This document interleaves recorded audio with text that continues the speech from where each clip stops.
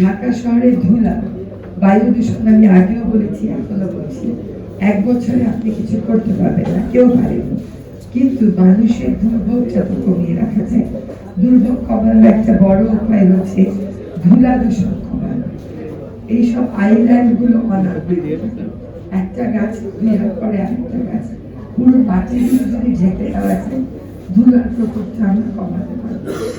সেখানেও কিন্তু আমি দেখি সবুজ আলোটা অনেক বেশি জরুরি, এবং সেই কাজটা আপনারা দেখবেন এই বছর থেকে আমরা শুরু করবো। আপনারা যারা আজকে পুরস্কার পেয়েছেন, আমার বাসায় লাউ গাছে 21টা সর্বোচ্চ লাউ হয়েছে, এর বেশি আর তবে এটা ঠিক, বেগুন আমাকে কিনে খেতে হয়নি, কাঁচামরিচও কিনে খেতে হয় নাই, ধনে পাতা হয়তো 1-2 মাস নিজেই বাড়ি পরে আমরা কিনতে হয়। কিন্তু ফ্ল্যাটের যারা মালিক আছে, ফ্ল্যাটে যদি কেউ সুন্দর করে ছাদ বাগান করে, অন্য ফ্ল্যাটের বাসিন্দারা ফ্ল্যাটের ছাদের উপর আমার যে অংশ আছে এইটাই তুমি আসতে পারবে না, এরকম একটা কথা বলো। কিন্তু এই আপনার থেকে যদি শিখে নেয় কেমন করে বছরের বাগান আর লাউ উৎপাদন করতে হয়, তাহলে ওই ফ্ল্যাটে যেই বাগান করুক না কেন সকলেই উপকৃত হবে। এইখানে আমার রাজ্য এবং রিহাবের একটা ভূমিকা আছে। কাজে আমি মনে করি আজকে আপনারা আমাকে দেখেছেন, ইট ওয়াজ অ্যান অ্যাবসলিউট প্লেজার। কিন্তু আপনারা এই কথাগুলো, এরকম কতগুলো সফল উদ্যোগ দেখিয়ে কৃষি মন্ত্রণালয়, গৃহায়ন এবং স্থানীয় সরকার মন্ত্রণালয় মিলে যদি নগরবাসীকে একটা ক্লিয়ার মেসেজ দেন যে তোমরা ফ্ল্যাটেরও করো, এবং ফ্ল্যাটের কোনো মালিক যদি বাধা দেয় আমরা তোমার পাশে দাঁড়াবো, যেটা আমি আমার আগের কর্মস্থল বেলা থাকতে দাঁড়াতাম, অনেক জায়গায় মেডিয়েশন করে রাখতে পেরেছি, তাহলে ভালো হবে।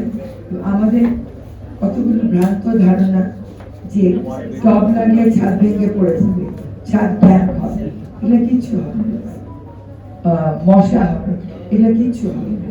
এগুলো আপনার প্রপার মেনটেনেন্সের মাধ্যমে সবকিছু এড্রেস করা সম্ভব। আমি ক্ষমা করবেন, আমি আর কথা বলতে পারছি না।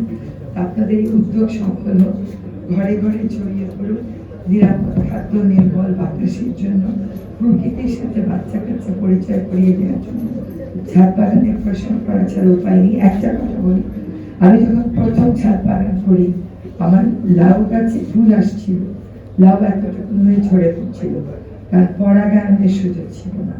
ঢাকা শহরটাকে আমরা এত বিবর্ণ করেছি, এখানে কোনো মৌমাছি নেই, আর মৌমাছি না থাকলে কোনো জায়গাতে প্রাকৃতিক ভারসাম্য থাকে না।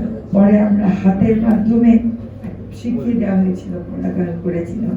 কিন্তু এমন নগরী যেখানে মৌমাছি থাকে না, জেনে রাখবেন সেখানে আপনার সন্তান নিরাপদ একটা ঢাকা আমরা সবাই করব। পশ্চিম পারে বালু, আমি বলি ভাই বালু তো আমার বিষয় না, এটা ভূমি মন্ত্রণালয়ের বিষয়।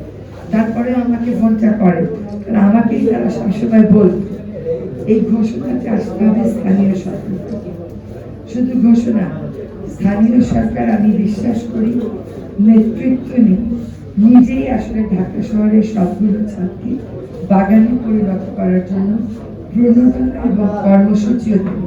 ওখানে আপনারা এখন তরুণ একজন নেতৃত্ব পেয়েছেন, এবং